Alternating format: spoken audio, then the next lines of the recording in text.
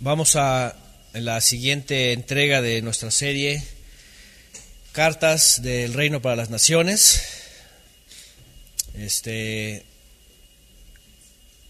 En la carta a los romanos, la carta de Shaul de Tarso a los romanos. Y bueno, todos aquí han estado siguiendo la serie, ¿verdad? ¿Sí? Bien, gracias por participar también de esta forma. Hoy vamos a concluir con la carta de Shaul de Tarso a los romanos. Solamente porque vamos a continuar, por supuesto. El próximo Shabbat vamos a entrar en el análisis de la carta de Shaul a los Corintios, primera y segunda de carta a los Corintios. Nos va a llevar también un tiempo poder analizar todos estos asuntos. Y bueno, hoy vamos a darle lectura al último capítulo y también algunas conclusiones que hay que recordar, que básicamente no tanto por la enseñanza que todos hemos recibido a través de la Torá en el último tiempo, cada uno de nosotros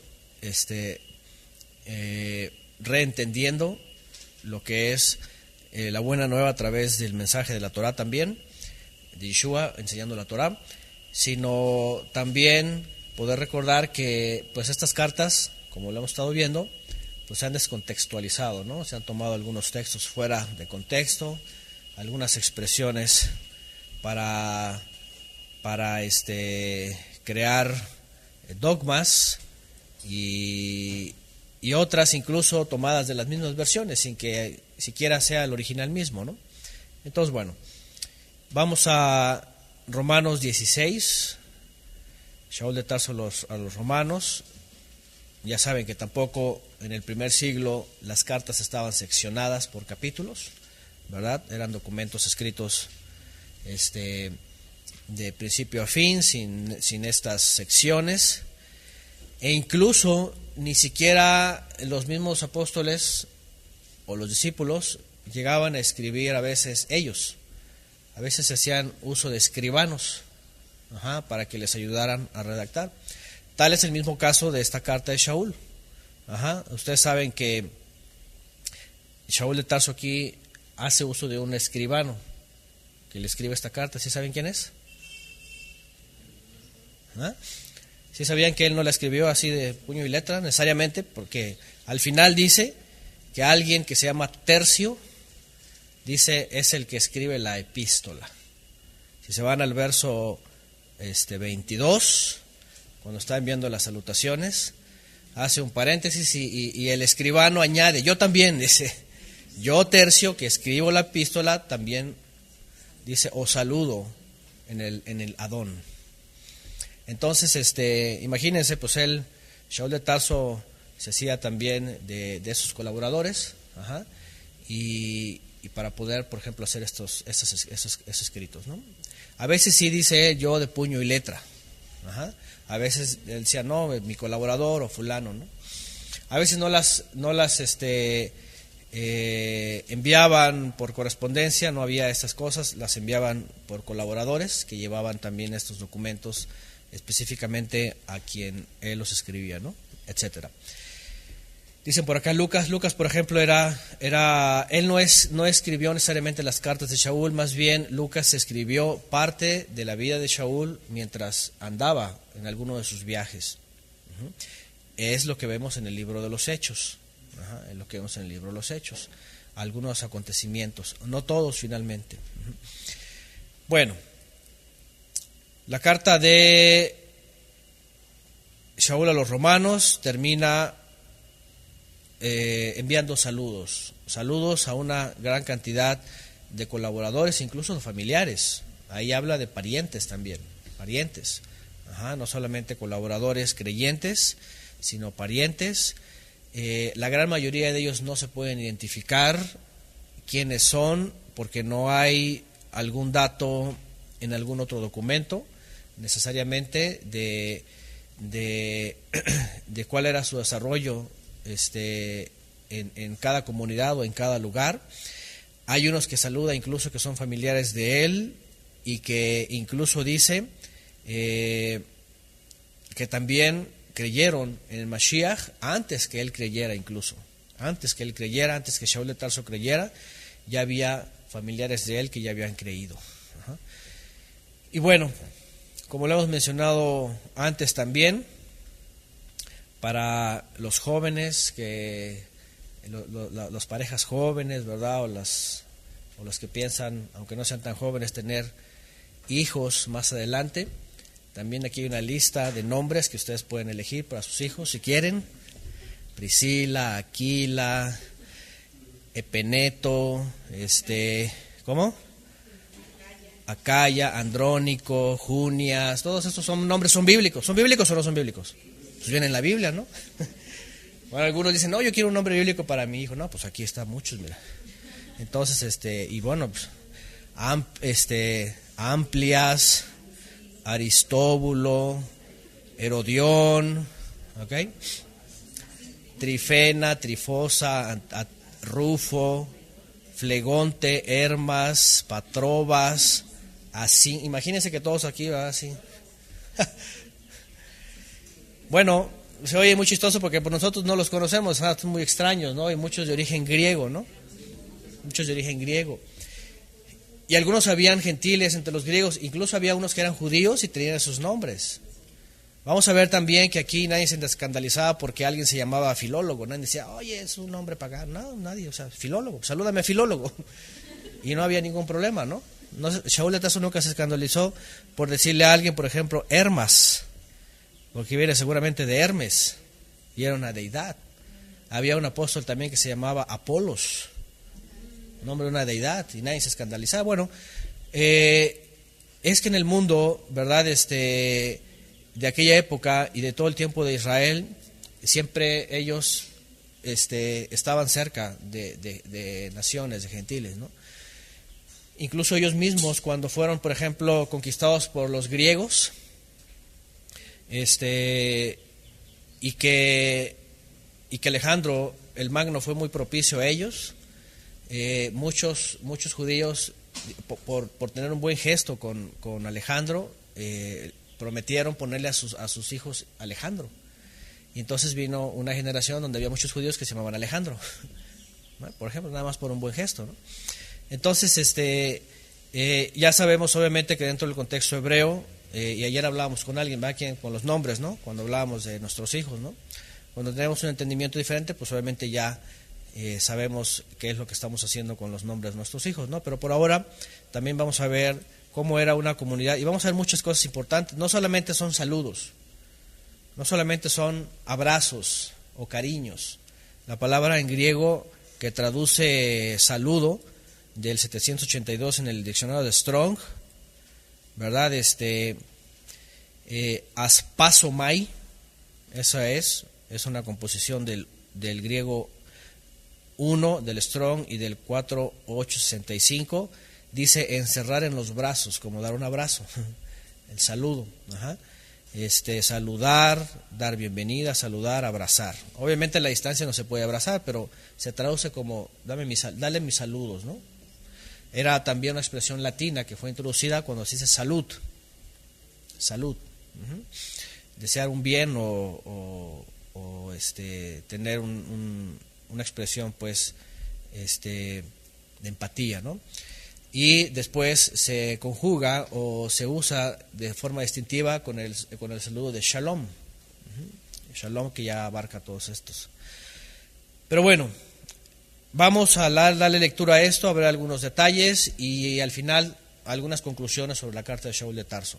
Sobre todo, hay muchas, o podemos hablar otra vez de algunos detalles importantes, pero sobre todo algunos puntos que quisiera que recordáramos en esta carta. Dice en el 16 entonces, porque anteriormente en el capítulo 15 hablamos de finalmente el propósito de Shaul de Tarso con todas esas explicaciones desde el principio, era que finalmente los gentiles escucharan el mensaje de la buena nueva, ¿verdad? Que llegaran a escuchar, así como el pueblo de Israel también estaba escuchando, el cual era el propósito primario. Y después, en el capítulo 15 también, Shaul de Tarso finalmente habla de su viaje a Roma y todo lo que eso iba a conllevar, pero termina saludando, despidiéndose y agrega o recomiendo además, dice, nuestra hermana Febe, la cual es diaconisa en la congregación de Cencrea. Una mujer como diaconisa. ¿Cuándo han visto una iglesia de esas que conocimos antes que haya diaconisas? Puros diáconos, ¿verdad? Y siempre ponen a diáconos. Ahora, ¿por qué? Porque tienen una formación doctrinal litúrgica sobre el diaconado. ¿Qué dijimos que era diácono? ¿Qué dijimos que significa diácono? En el griego traduce como ayudante. ¿Ayudante de qué? Pues ayudante de la obra, ¿no? Del ministerio, de alguna obra que o algún de todas las áreas que vemos en la Torá, siempre se requerían acciones, ¿no? Y para esas acciones había ayudantes. Entonces también, en efecto, y ciertamente se involucraban mujeres en la ayuda. Por ejemplo, ¿en qué?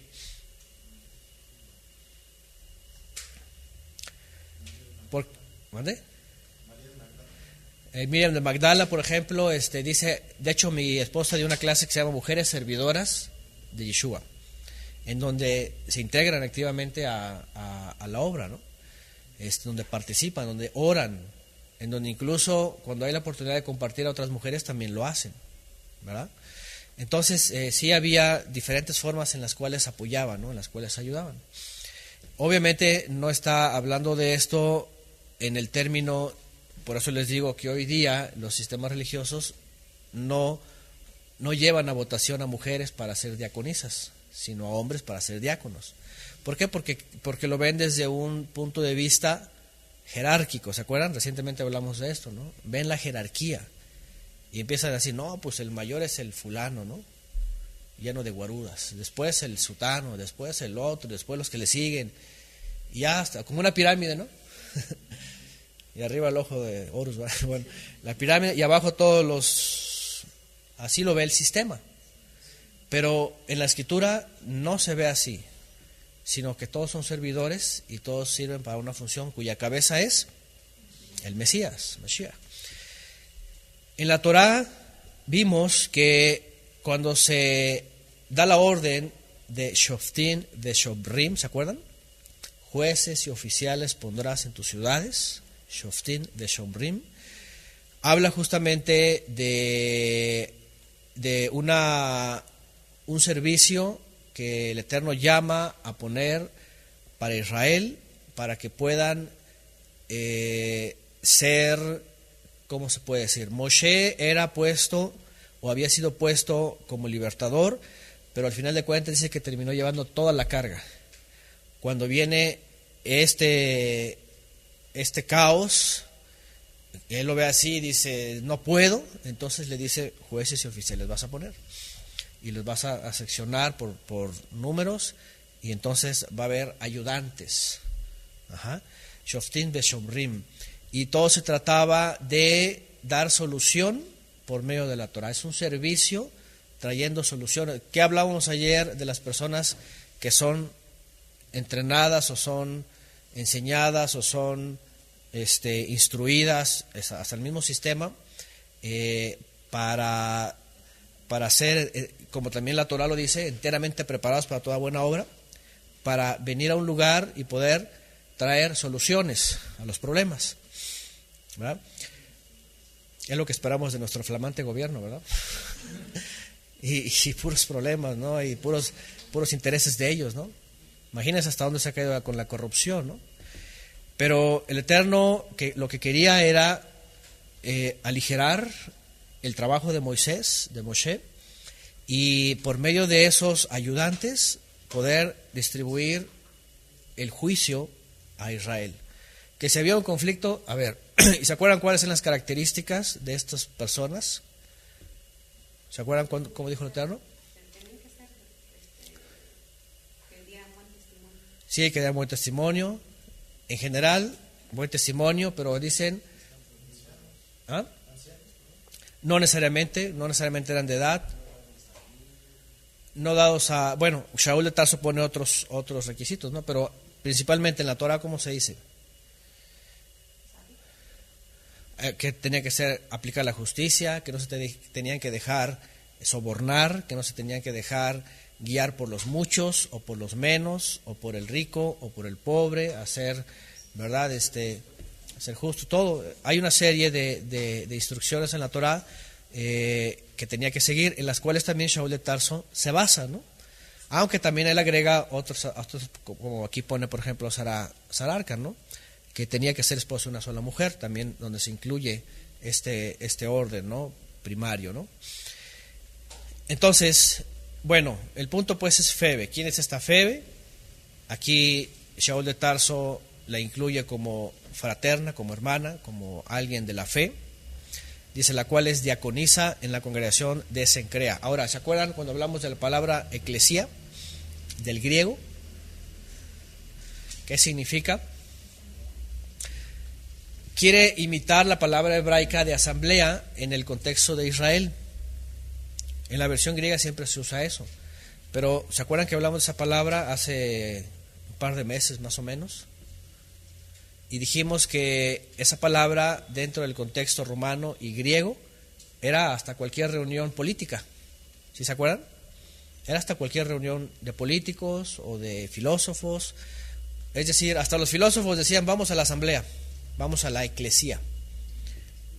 La palabra eclesía no tiene que ver necesariamente con una congregación de creyentes, sino una congregación de todo tipo de personas. Solamente que se adoptó el término también para hablar de la concurrencia de creyentes en algún lugar.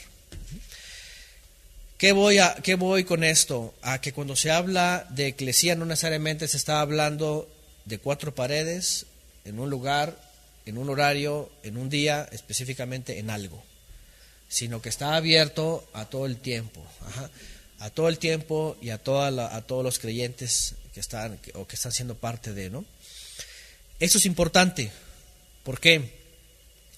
Porque hace rato, por ejemplo, aquí con los hermanos de Xochimilco, ¿verdad?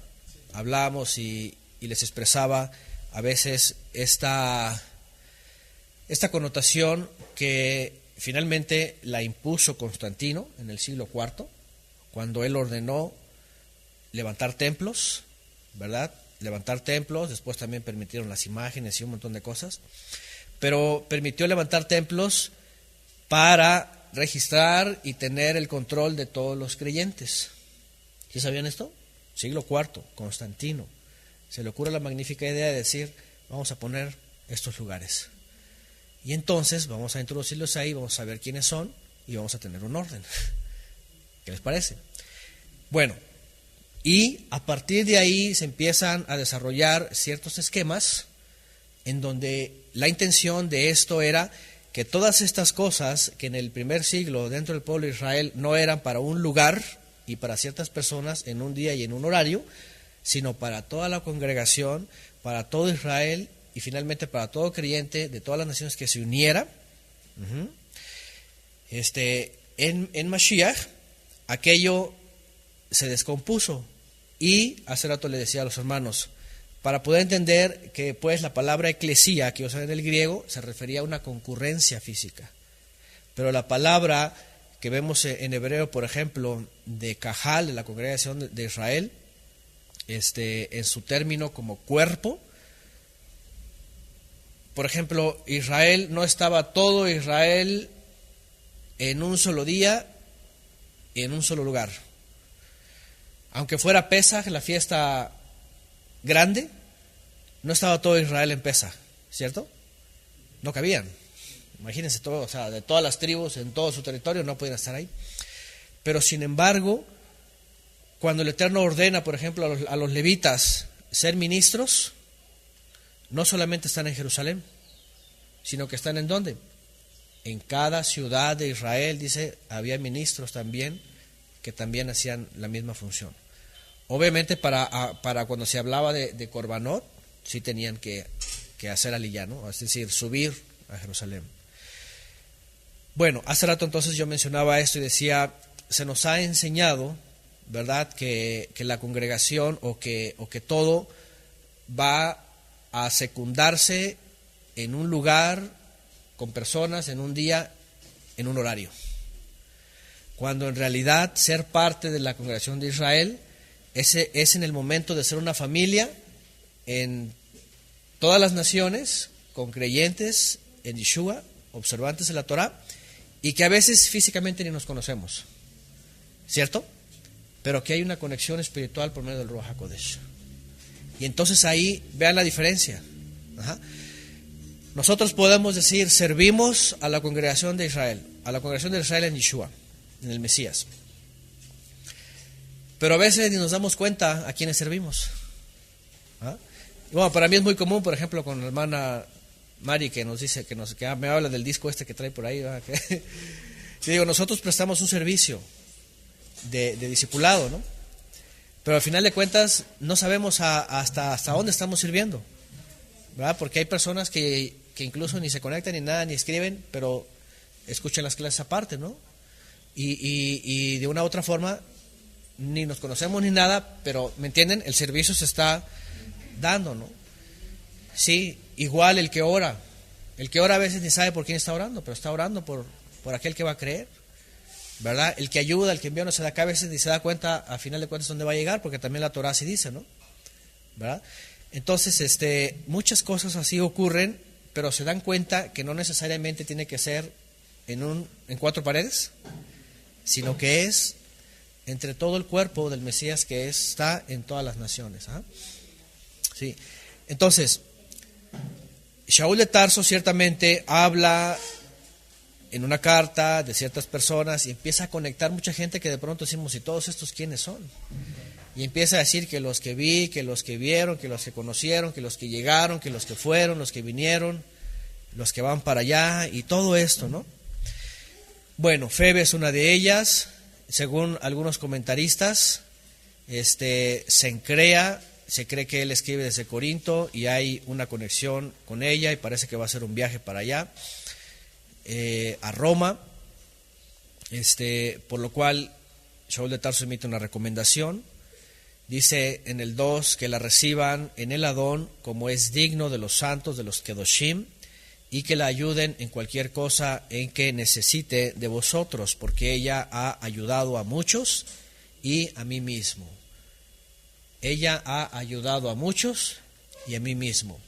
¿Cuál era su labor como diaconisa? Ayudar. Y esta ayuda seguramente tenía que ver con tzedaká, justicia, ¿no? Seguramente era una mujer como de las cuales se habla mucho en el Brit Hadashah, sobre todo en las cartas, que se les conoce como los temerosos, ¿no? Si es que era de origen gentil. Aquí no especifica, solamente habla de Febe.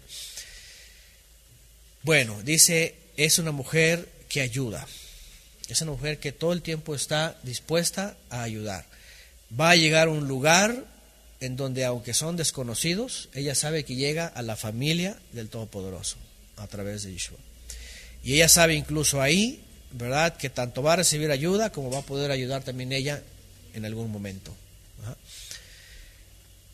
Y luego agrega en el 3, saluden a Priscila y Aquila, mis colaboradores en Mashiach Yeshua.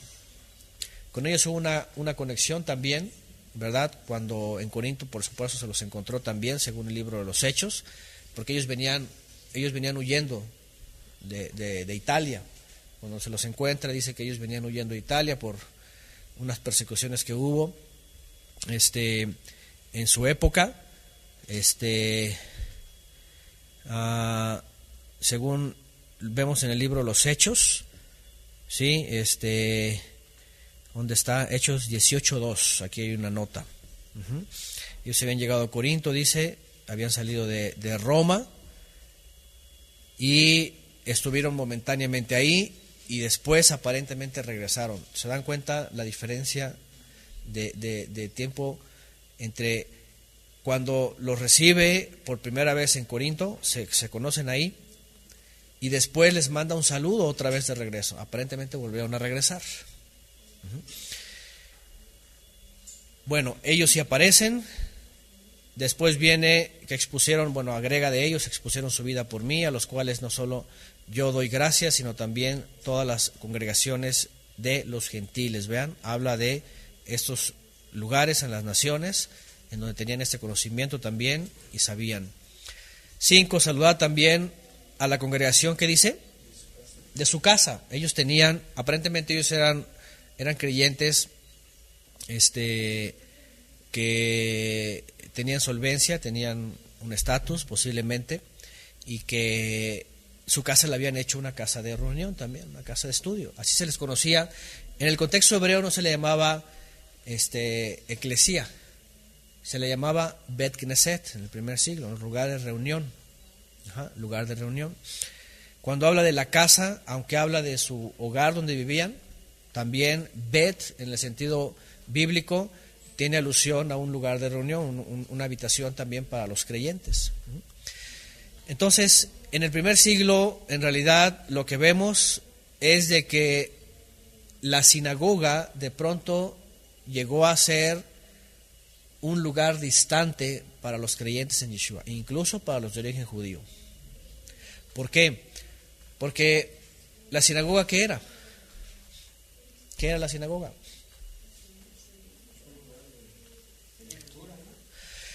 La sinagoga, después del regreso del exilio, en el exilio, en la ausencia del templo, de hecho la palabra sinagoga viene del contexto griego, ¿verdad? También se habla de un lugar de reunión. Se trae en este término en donde en el exilio en Babilonia y en todas las ciudades fuera de Israel buscaban reunirse para aprender de la Torá, aprender de los profetas, aprender de todo lo que esperaban ellos. Pero cuando regresan del exilio, continúan, vuelven a retomar el asunto del templo. Viene el famoso segundo templo, Zorobabel, Esdras, Nehemías, viene la enseñanza de Esdras, y posterior a eso, con todos los altibajos que ocurrieron desde Shimon HaTzadik hasta la época de los Ashmoneos, vemos una necesidad de los judíos en base a la asimilación que estaban viviendo, tanto por los griegos especialmente, y posterior a los griegos, pues todas estas divisiones que hubo, y empiezan a crear lo que se conoce como la yeshiva, un lugar en donde venía a alguien instruido en la Torah y se sentaban a los pies de él, quiere decir cerca de él, para escuchar en la lectura de la Torah, ¿no? La enseñanza, ¿no? Después de eso se transforma en la sinagoga. Se transforma la sinagoga en lugares de reuniones en donde se leía la parashá, que era la porción de la Torah. Antes se entiende que se leía toda la Torah en 5 años, era más prolongado el tiempo. Actualmente se hace anualmente. Y después se consolida como un lugar exclusivo, pero ya tiene liturgia. Es decir, ya en el primer siglo estos lugares estaban determinados por la liturgia. Lo que dijo tal rabino, lo que dijo fulano rabino, y entonces cuando vengas así, cuando llegas así, cuando tienes que hacer esto, tienes que acá. Hoy día hasta tienes que pasar por el detector de metales y cosas de esas, ¿no? ¿Me entienden? Pero tiene todo un control. Sin embargo, esto los creyentes en Yeshua tuvieron que abandonarlo primeramente. ¿Por qué? Incluso judíos. Porque estaban siendo expulsados. Porque en el momento que ellos creían en Mashiach y Yeshua y empezaban a tener la unción del Ruach HaKodesh, ¿verdad? Y empezaban a hablar de ello, pues en la sinagoga se dividía. Si eran ellos mayoría, se quedaban en la sinagoga, pero comúnmente no eran mayoría y los expulsaban. ¿Y qué es lo que hacían? Pues se iban a su casa. Se iban a su casa y decían, hermanos, pues aquí nos vamos a reunir. Aquí, al cabo que en la Torah así comienza todo. Se iban a su casa. Y entonces en su casa recibían los que había cerca, o los pocos, o los muchos, o como familias. Eso es lo que ocurría. De esta manera, por eso vemos en el Brit Hadashah en muchas ocasiones los que están en tu casa, los que están en su casa, los que se reúnen en su casa, ¿verdad? ¿Por qué? Porque cuando había este tiempo que básicamente, fíjense, básicamente la Torah marca días de convocación, ¿cuándo? Para todo Israel, ¿cuándo? En las festividades, ¿no? Las fiestas peregrinas que se conocen, ¿no? Subían para hacer Pesaj y celebraban Matzot y hacían su Bikurim. Después volvían a subir en Shavuot y finalmente subían en Sukkot. Y de ahí en más, ¿cuándo era tiempo de convocación? Realmente no era. Fíjense cómo se cayó en el asunto de un lugar y después que el lunes de varones y que martes de quién sabe qué, que miércoles de mujeres y que jueves de quién sabe cuánto, ¿verdad? Y viernes de jóvenes y después se van a la discoteca. Aunque sí estuve en una iglesia últimamente que así era, puro activismo, o sea, ya el lugar era el lugar de concentración para los creyentes, para todas las necesidades según ellos, ¿no? Y obviamente todo bajo un sistema, Pero esa fue la idea de ¿quién? Constantino. Constantino. Y la Torah brilla por su ausencia, ¿no? Ahora, obviamente cuando había la oportunidad, cuando era propicio y con toda esa efervescencia de los gentiles en el primer siglo, el Shabbat fue un momento para compartir y un momento para reunirse. Sí, y por eso vemos también lo que se conoce como el partimiento del pan, en el primer siglo, que llegaba Shabbat y entonces las familias se encerraban en sus casas y los que podían recibir, por ejemplo, como estos, daban bienvenida a aquellos que eran expulsados de la sinagoga y a aquellos temerosos de Elohim que tampoco en la sinagoga ya los recibían y entonces se acercaban a esos lugares. ¿Para qué? ¿Para hacer negocio? Para estudiar la palabra, ¿no? Dice, también lo dice la Escritura, que al final de cuentas, dice, siempre había en cada ciudad alguien que enseñara de Moisés, ¿no? Y al final pues iban y se acercaban pues para aprender, ¿no?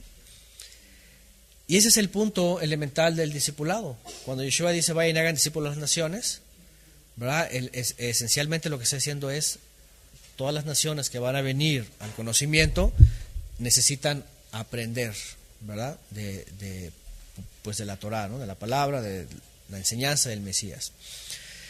Entonces, bueno, aquí estos hombres que aparecen aquí, Priscila y Aquila, se convirtieron en colaboradores, se convirtieron dice aquí,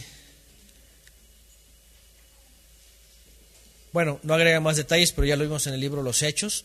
Eran personas que aún con que eran expulsados y todo eso, se incorporaban otra vez a la vida de la familia de la fe. De la familia de la fe. A donde quiera que estaba cada quien, entendían que había una asamblea, un cuerpo de creyentes que donde podían llegar, podían estar en unidad. Porque hace rato hablábamos un poquito de hoy día cómo está, ¿verdad? Seccionado, todo aquel que se dice ser creyente, seccionado por un montón de entrada al cristianismo, un montón de denominaciones, ¿no? Llegan al mesianismo y otro tanto de denominaciones. Y llegan al efraimismo y así, todos. Y en vez de buscar la unidad en la Escritura, a raíz de todos estos testimonios que tenemos aquí, pues no, después cada quien parte para lo que le interesa, ¿no? Le conviene. Pero no, el punto finalmente, y bueno, ya Shaul ya lo dijo, es anunciar a las naciones y esos detalles ayudan un poquito a lo que estaba pasando en aquella época. Agrega también, dice, saludad también a los que se congregan en su casa, a los que concurren a su casa, saludad a Epeneto, amado mío, que es el primer fruto de Acaya para Mashiach. para Mashiach. Primer fruto. En algunos lugares yo llegué a escuchar, si no es que en la mayoría, que los frutos son la gente que llevas a la iglesia. ¿Cierto? ¿Quién escuchó eso? Ya están apurados metiendo a lo que a la gente, a los familiares y al amigo, y andan empujándolo. Sí, ve a la iglesia, mira, y acepta a Cristo. Quiero tener muchos frutos. ¿Y ahorita qué pasó? Qué interesante, porque fíjense el problema, ¿no? Esta doctrina se crea a partir de que, bueno, pues el fruto es llevar, y entonces empiezan a crear todo un concepto de que fruto nada más es eso. Pero ¿fruto qué es? Todas las acciones, ¿no? Todo lo que uno finalmente viene a desarrollar. Cuando dice Yeshua, por sus frutos los conoceréis, ¿qué dice? ¿Por cuántos va a llevar a la iglesia? Pues no, ¿verdad? Sino ¿por qué? Por las acciones, por el testimonio, por la vida, ¿no? Cuando Shaul de Tarso aquí menciona fruto, y no sé si en todas las versiones dice así, a ver, en sus versiones venga así. ¿Qué tanto trabajo ha llevado? Vean, por ejemplo. A ver, déjenme ver.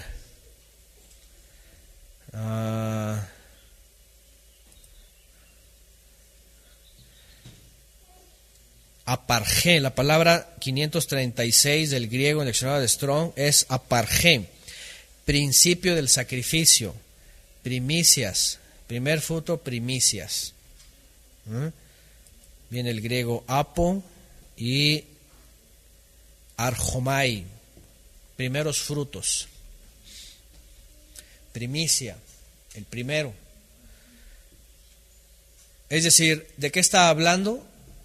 Pues más bien de aquel o aquellos que creyeron o que llegaron a creer o que llegaron a escuchar en primera instancia, ¿no? Shaul de Tarso dice que es el primer fruto de Acaya, aquel lugar en Grecia. Vamos, es el resultado de la predicación y no es como una especie de galardón o una especie de, ¿cómo podríamos decirlo? De calificación para mí, ¿no? O para Shaul de Tarso en este caso, ¿no? Sino más bien porque la Escritura habla de frutos, de muchos frutos y obras. Y habla desde la obediencia, habla de los actos, habla del creer, habla del hacer, habla de todo esto. Entonces, no podemos encerrarnos solamente en que el creyente tiene que decir, los frutos son llevar a la iglesia, ¿no? Yo no sé a esas alturas, pero yo me he topado con algunos hermanos que eran así en sus iglesias, ¿no? Activos, pero llevar así y todo. Y ya después se conocen de la Torah y todo eso, no, ¿para qué los llevé? Dice. ¿Para qué los llevé mejor? Ya están bien dogmatizados, ya, ¿no? Entonces, imagínense, entonces, ¿dónde quedaron esos frutos, no? Bueno, el punto pues aquí es la obra que Shaul estaba haciendo y cómo empezaba a identificar a personas que se estaban integrando a la familia de la fe y que no necesariamente lo ve como algo de como que, son como términos como de pronto que se transforman en otro concepto posterior, siglos posterior. Un día hablamos del concepto, por ejemplo, de cuando Yohanan escribe en su carta, dice, hijitos míos, ¿se acuerdan? Y vienen los teólogos y dicen, pues era el papá espiritual, eran los hijos espirituales, y entonces ya resulta que ya hay papás espirituales, ¿no? ¿Sí? Y luego vienen en las iglesias y dicen, no, pues no sé si a alguien le pasó, algunos hermanos han comentado así, que le dicen, por ejemplo, a la persona que le llegó a compartir en la iglesia, y pues se tiene que salir de la iglesia cuando ven todas esas estructuras, y entonces vienen aquellos que supuestamente los compartieron, y le dicen, no, pues es que yo soy tu papá espiritual, así como que yo te tengo que cuidar, ¿no? O sea, no te me vayas a perder, y mira, y se sienten como con autoridad, ¿no? Como que tú naciste de mí, tú eres mi hijo espiritual. Y como que empiezan a tener posesión, ¿no? Así como que son mis hijos espirituales. Y nada que ver, ¿no? Entonces somos hijos del Padre, ¿no? Y el Padre nos está llevando por el camino. Y de ahí en más, pues todas son circunstancias, ¿no? Que vamos viviendo en el camino. Entonces, lo digo como ejemplo también porque de pronto algunos aspectos en el Brit Hadashah empiezan a tomar otro tono en las congregaciones de origen gentil, ya comandadas por Constantino. Empieza a cambiar. La verdad de las cosas es de que el cristianismo, como se conoce hoy día, pues es una estructura de Constantino. Comenzando con el templo, ¿cómo se llama? El control, la supervisión, todo eso, esto es Constantino. Y agrega, después viene en el 6, saludad a Miriam, la cual ha trabajado mucho entre vosotros. Otra mujer, vean, servidora, aquí no se le dice diaconisa, pero colaboradora es ayudante también. Dijimos que diácono del griego es ayudante. 7, saludad a Andrónico, un nombre para quien quiera usarlo en el futuro. A Junia o Junias. Y dice Shaul que mis parientes, mis compañeros de prisiones, los cuales son muy estimados entre los apóstoles. Vean, eran muy estimados entre los Sheliachim, entre los apóstoles de Mashiach. Qué interesante, ¿verdad? Dice, los cuales son muy estimados entre los apóstoles y que también fueron antes o creyeron en Mashiach antes que yo creyera. Cuando él andaba, ¿verdad?, persiguiendo con cartas del Sanedrín para callar a los creyentes, parientes de él ya estaban creyendo o ya habían creído. Esos no aparecen en otro lugar, hay algunos nombres que no se ven en otros lugares, solamente aquí los menciona Shaul. Verso 8, saludad a Amplias, amado mío en el Adón. Saludad a Urbano, nuestro colaborador en Mashiach, en Yeshua. A Estaquis, amado mío. Saludad a Apeles, aprobado en Mashiach. Saludad los de la casa, vean otra vez, de Aristóbulo. Hay otro que se llama Aristarco también, ¿verdad? Por ahí aparece un Aristarco. Saludad a Herodión, mi pariente. Saludad a los de la casa de Narciso, los cuales están en el Adón. ¿Se dan cuenta? La casa de aquí, la casa de allá. Son familias que recibían a otros o a otras familias. ¿Qué más? 12, ¿va? Saludad a Trifena y a Trifosa, las cuales, está hablando de hermanas, ¿okay? Si alguien incluso alguien si quiere tener un nuevo nombre puede tomar de aquí. Me dicen para decir Trifena, hermana Trifosa. ¿Ah? No, son griegos, la verdad no sé si viene el origen aquí, no sé qué signifiquen, pero bueno. Y seguramente eran hermanas muy respetables, ¿no? Las cuales trabajan en el Adón, dice, saludad a la amada Pérsida, la cual ha trabajado mucho en el Adón. Vean las mujeres servidoras, no sé si mi esposa habló, mujeres servidoras, ¿ellas? Algunas.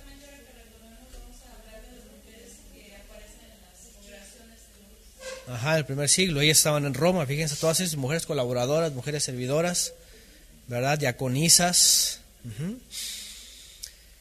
Y sigue diciendo, 13, saludad a Rufo, escogido en el Adón, y a su madre y mía.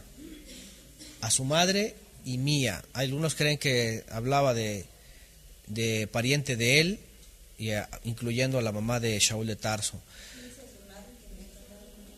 A su madre que me ha tratado como un hijo. Vean, ya le da el sentido que es. Ya le da un sentido así, como si fuera mi madre. Saludad a su mamá, que también es mía, ¿no? En el sentido de que me ha tratado como hijo. Bueno, saludad a Asíncrito. A ver, hermanos, ¿quién quiere tomar el nombre de Asíncrito? De Flegonte. ¿Nadie? Soy bien, ¿no, hermano Flegonte? Así como que soy como fuerte, ¿eh? A ver, más adelante, ¿eh? Mi esposa no va a querer. Hermas, Patrobas, Hermes y a los hermanos que están con ellos. Fíjense nada más. Saludad a Filólogo, a Julia, a Nereo, a su hermana, a Olimpas. Miren este nombre, o cualquiera le puede decir, ay, así te jala los pelos, ay, este hermano se llama como un nombre del Olimpo, de los dioses del Olimpo, ¿no? No había ningún problema. Para ellos no era un escándalo. Y a todos los Kedoshim que están con ellos. Bueno, Shaul de Tarso seguramente se acuerda de algunos y está tratando de identificar, pero hay otros que a lo mejor se han añadido, y dice finalmente a todos los que están con ellos. Saludados los unos a los otros con ósculo santo, os saludan todas las congregaciones de Mashiach. Todas las congregaciones otra vez, todos los que concurren en diferentes casas, en diferentes lugares, no siempre la sinagoga, no había templo allá en aquella época, no había nada de esto, no había liturgia, todo era libertad en el Adón, Yeshua, para poder andar en la Torah, para poder guardar las festividades, para guardar el Shabbat, para poder edificarse, como lo vimos la semana pasada, para edificarse, para crecer, para instruirse. Y hay, se dan cuenta aquí, una conexión espiritual, pues hay una hermandad, hay una fraternidad, hay una familia que no está para nada impedida en un lugar, ni tampoco es una sede, ¿se dan cuenta? Ni siquiera Shaul de Tarso, cuando se dirige, por ejemplo, cuando habla de los que están en Jerusalén, tampoco dice la sede, ¿verdad? O la iglesia madre o alguna cosa de estas, nada, o sea, ellos cuando están hablando de los creyentes hablan de toda la familia, todos los que creen alrededor de toda la tierra. Bueno, los que van creyendo porque el mensaje apenas estaba saliendo. Ellos tenían, por supuesto, el cometido de, una vez que en las primeras décadas, hasta después de la destrucción de Jerusalén, completaran el mensaje a todos los israelitas, continuar el mensaje a todas las naciones. Ahí es donde entendemos que empieza la edad de las naciones, para llevar el mismo mensaje. Por eso les digo, llegar a creer, venir a creer Mashiach, como hablamos ayer, creerle a Él y creer en Él, no es venir a afiliarse para nada, ¿verdad?, a una denominación, a un templo, a una iglesia, nada de eso. Es venir a ser parte de la familia de la fe. Y por nuestra parte, cada quien, pues crecer en el conocimiento de Mashiach, crecer en el conocimiento de la Torah, en la observancia, en la práctica. Y yo creo que la oración de todos, aún los que digan que creen en un Cristo, pero que quién sabe dónde están, como andábamos nosotros, independientemente de todo lo que crean, creo que la motivación de cada uno es que todos lleguemos a la unidad, ¿no? Porque eso lo enseñó el Mesías. Y no es de que ya estemos, y no estoy hablando de ecumenismo, sino que estoy hablando de que cada uno tiene la responsabilidad de ir a conocer la Escritura como es, la palabra como es, el Mesías como es, lo que el Padre quiere de nosotros, para que por medio de su Ruach HaKodesh nos guíe pues a la verdad como es, ¿no? Pero lamentablemente, como también lo dijo el Eterno en el pasado, dice, hay de los pastores que dispersan a mis ovejas. Y entonces pues cada quien agarra y empieza las ovejas, llevarlas por aquí, por allá, por todos lados, las meten en todos lados, las encierran, las maltratan o les pasan la rasuradora, pásame la lana, después pásame la piel, después te quedan huesos. Y de veras, ahorita hay los apostolobos de la prosperidad. No, hombre, son, ¿verdad? Fíjense, dice Mónica, aquí Lulú y Mónica, trifosa significa 3 veces esplendorosa y luminosa. Ah, ¿qué tal? ¿Quién le gusta trifosa? 3 veces esplendorosa y luminosa. Entonces, otra vez, hablando de toda esta familia y hablando de un cuerpo en el Mashiach, ¿no? No de un lugar, no de una sede, no de una estructura. Incluso aquí Shaul de Tarso, cuando habla de sus parientes, donde dice Andrónico y Junias, dice estimados entre los apóstoles. en el sentido de que tampoco él no tiene ningún impedimento para mencionar a los apóstoles, mencionar a los que están en Jerusalén o los que están en Antioquía, de cualquiera de las dos Antioquía o los que están en otro lugar. Sigue diciendo, ¿dónde me quedé? Nereo, Olimpas. 16. Saludaos los unos a los otros con ósculo santo. O con beso santo, ¿no? La palabra que aparece aquí, no sé cómo vienen sus versiones. Philema, dar un beso, besar. ¿Sí? Y es que dentro de la cultura hebraica, como lo vemos hasta la fecha, en Oriente, el beso, hasta los árabes, hasta los hombres, se saludan de beso, ¿no? Cuando hay una transición de regiones, porque los romanos no hacían esto, ni los griegos, ni ninguna de lo que actualmente es Europa, ¿no? Del oeste incluso, más lejos. Incluso como hoy día lo vemos, por ejemplo, a veces se habla de esta formación mexicana, ¿no? Saludar de beso entre hombres, ¿no? Algunos por el machismo dicen, no, pues, ¿qué crees que soy o qué, va? O sea, cualquiera puede pensar así, ¿no? Pues, espérame, ¿no? Pero en el Oriente era algo muy natural. Es decir, cuando habla y hace énfasis en el ósculo santo, en el beso santo, por supuesto, está hablando de tanto la costumbre en el Oriente, ¿verdad? Como eran los pueblos semitas, como la necesidad también de transmitir, como lo hizo por ejemplo en un momento a los corintios, ¿verdad? Cosas que tenían que dejar de ser o cosas que tenían que hacer ahora de forma santa, de forma como los Kedoshim viven, ¿no? Por ejemplo, Shaul de Tarso llega a escribir un momento a Timoteo, hablando de las hermanas de la fe, de las jóvenes. Él era joven y le dice, míralas como si fueran hermanas tuyas, le escribe, como si fueran tus propias hermanas. Es decir, la forma en que la Torá está dando instrucción al pueblo de Israel, y es que esto falta en el mundo, ¿verdad? Ahorita hay un tema que mi esposo también estaba tratando de querer colaborar por ahí, a lo mejor una clase más adelante, sobre las voces de las mujeres que se levantan en contra de los feminicidios. Y bueno, es un problema que no solamente hay feminicidios, hay homicidios de todo tipo, ¿no? Hasta patricidios y de todo, todos contra todos. Pero de pronto se levanta esta voz entre algunos lugares, entre algunos pueblos, para hablar en contra de la violencia contra la mujer. Y que muchas veces la condición de la mujer actual, moderna, termina en un feminicidio, porque todo comienza con que la mujer está exigiendo un lugar, que por supuesto en la Torá no existe, una posición, una forma de ser, una forma de vida, que la expone por supuesto al mundo externo, y el mundo externo en donde ha faltado mucha educación, en donde hay hombres lasciviosos y violentos y ven a una mujer, ¿verdad?, que quiere vivir en su libertad y pues la agrede, ¿no? Y a veces termina en un asesinato. Entonces hay un problema de origen que las naciones allá afuera no entienden,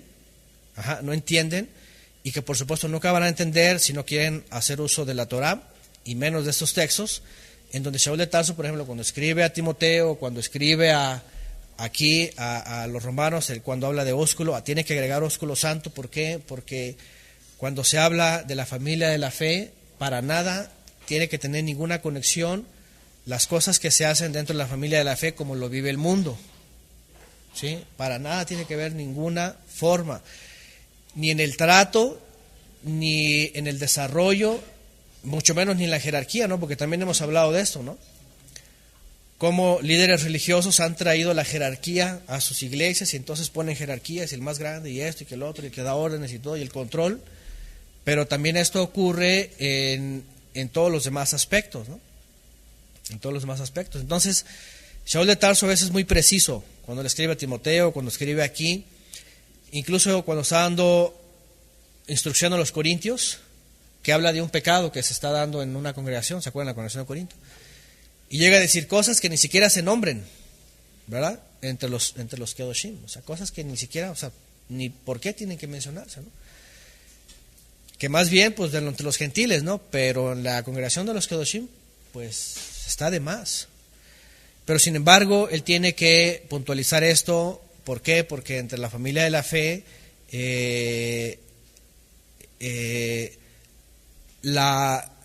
ahora sí que las obras, los frutos, pues tienen que ser dentro de una familia con Kedushá, con santidad, con una forma apartada, muy diferente, ¿no?, al mundo, ¿no? No solo en lo moral, como les digo, también en la ética, también en lo administrativo, en todo, en absolutamente todo, ¿no?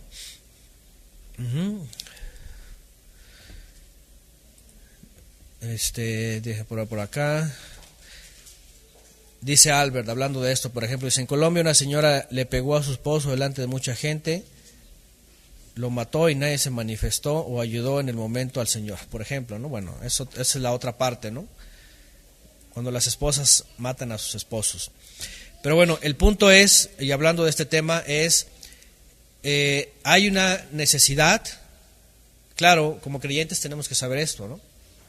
De cómo desarrollarnos en la congregación. Por eso cuando se habla del Seniut, por eso cuando se habla del recato, ¿verdad?, todo esto.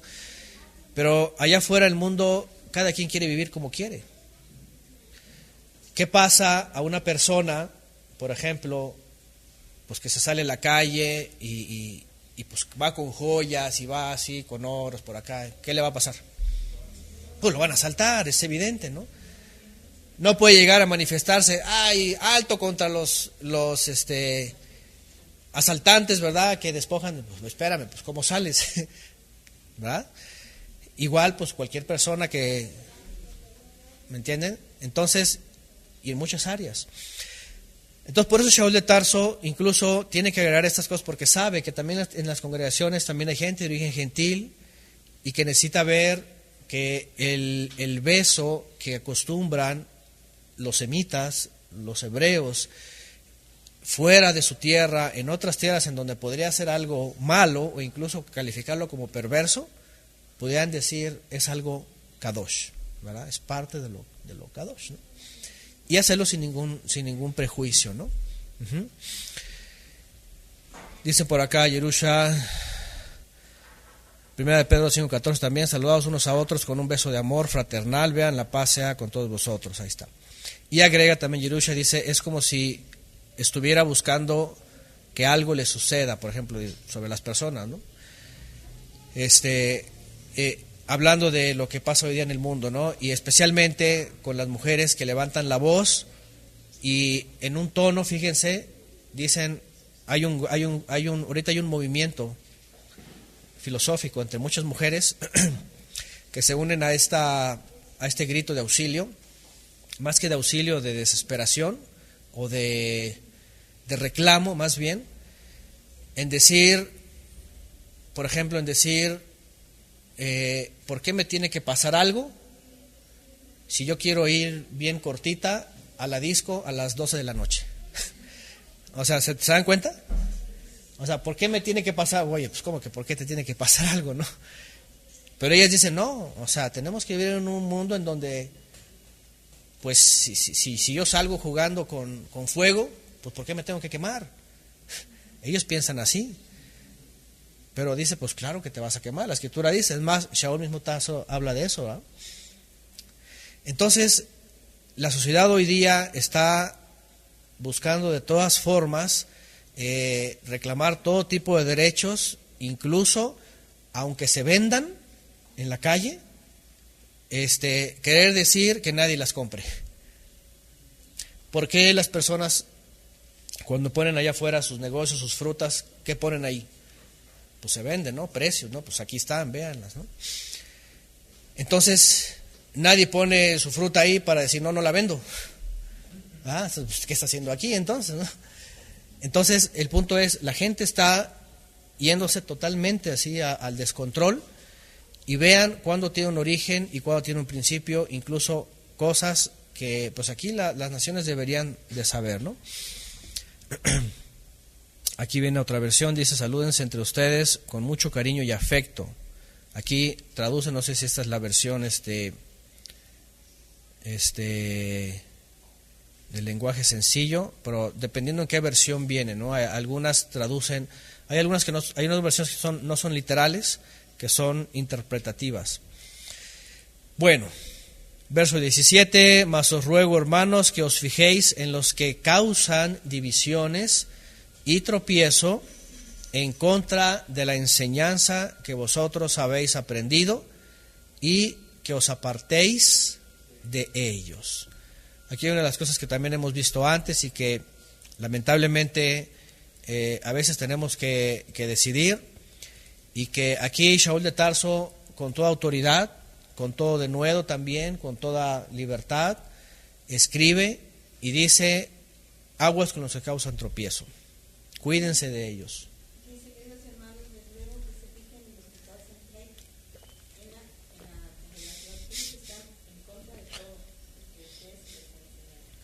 Ellos están en contra de todo, causan pleito, en contra de todo lo que se les ha enseñado. Fíjense que eso va a pasar siempre, eso sigue pasando siempre, ¿no? Cuando uno está enteramente dedicado a la palabra, a la escritura, a lo que conocemos en la escritura, al análisis, a escudriñar todo esto, incluso haciendo uso de otros recursos lingüísticos, historia, todo esto, nunca va a faltar con aquel que llega con la revelación de no sé dónde, que sacó un libro de quién sabe dónde, un rollo, un pergamino de quién sabe dónde, y que ya tiene la verdad. Les digo porque hasta aquí ha pasado hace un tiempo, unas personas, no, aquí la revelación bajada del cielo casi, ¿no? Del Qumran. Ya hemos hablado de eso, algunos saben a lo que me refiero.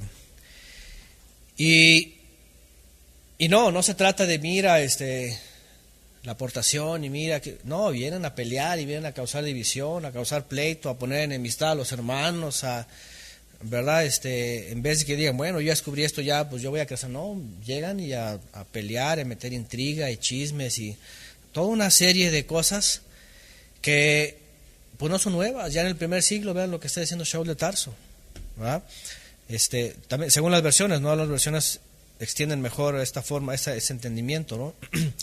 En unas versiones dice: vigilen a causa de las divisiones, vigilen, cuídense de divisiones, guárdense de los que suscitan divisiones.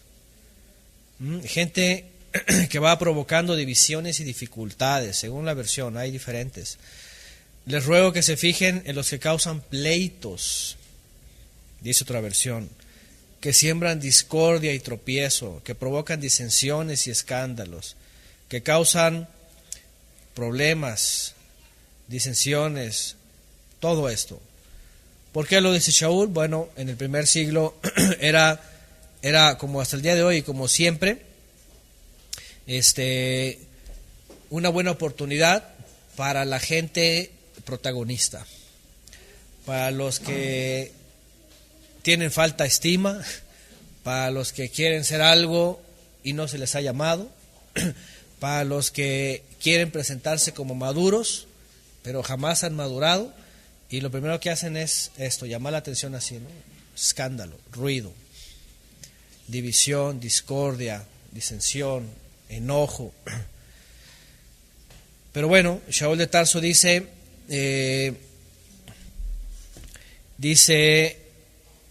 en contra de la enseñanza que habéis recibido. Ahora, pregunta, ¿cuál es la enseñanza que han recibido? El conocimiento del Mesías primero, enviado del Eterno y su obra, para poder andar en la Torá del Eterno, ¿no? Para poder vivir una vida agradable a Él, andando en los mandamientos, ¿sí? Conforme a lo que el pueblo de Israel estaba haciendo, obviamente, limpiando de todo rabinismo y de todas esas cosas, ¿no? Pero hay cosas que son muy evidentes, hay cosas que son muy claras de lo que ellos hacían en el primer siglo, e incluso que siguieron haciendo con el mismo Mesías, ¿no? Lo digo porque hoy día, bueno, hay de todo allá afuera, incluso dentro de los que se dicen ser creyentes en Yeshua o en la Torá, metiendo todo tipo de doctrinas, de documentos espurios y de todo lo que sea, apócrifos, y levantándose como si fueran verdades, ¿no? Pero lo peor de todo es justamente lo que dice aquí Shaul de Tarso, ¿no? Que vienen a causar divisiones y tropiezos. Y pues es muy fácil identificarlos, ¿no? Es muy fácil cuando pasa todo esto, ¿no? Pero bueno, Shaul de Tarso dice, cuídense de ellos. Dice en el 18, porque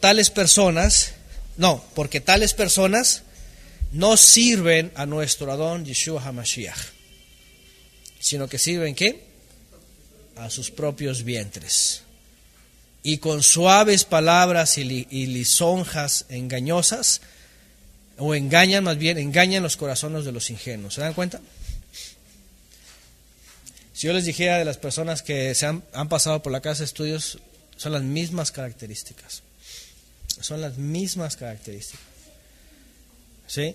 Y al final de cuentas no sirven al Adón. ¿Por qué? Porque ni su conducta, ni su carácter, ni su forma, ni nada, cuando uno empieza a conocer a las personas, dice, esas personas que están apenas entrando, están creyendo, y pues uno trata de ser paciente, ¿no?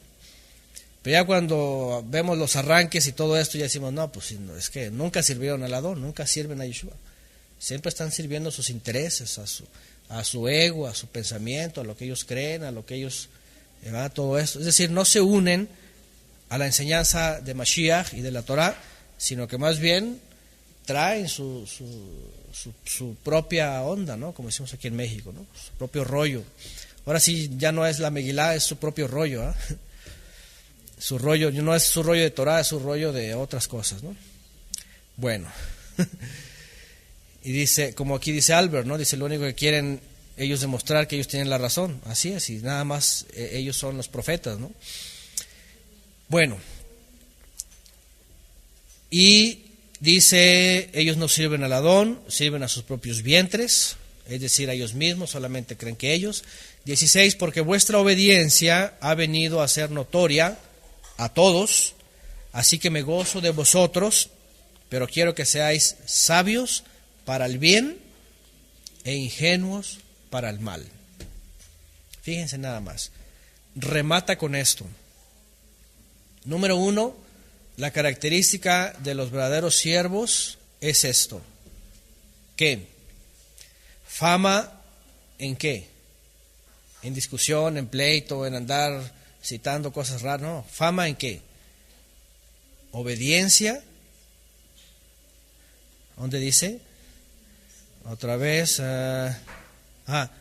Obedientes, su obediencia, vean, su fama era, dice, porque vuestra obediencia ha venido a ser notoria.